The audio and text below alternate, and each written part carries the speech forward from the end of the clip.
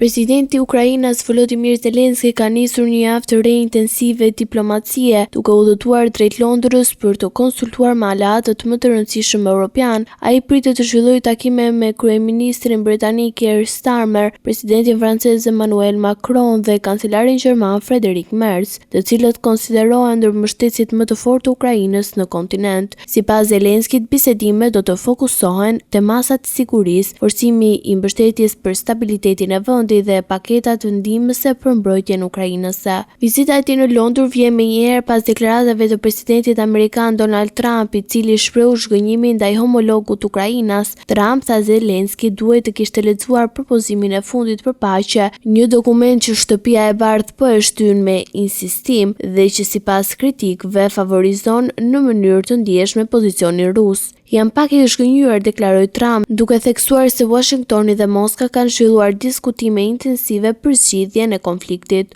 Udhëtimi në Londër zhvillohet pas 3 ditësh bisedimesh në Miami mes përfaqësuesve ukrainas dhe atyre amerikan. Edhe pse takimet mbyllen me një ton pozitiv, ato nuk sollën parime të prekshme drejt një marrëveshjeje.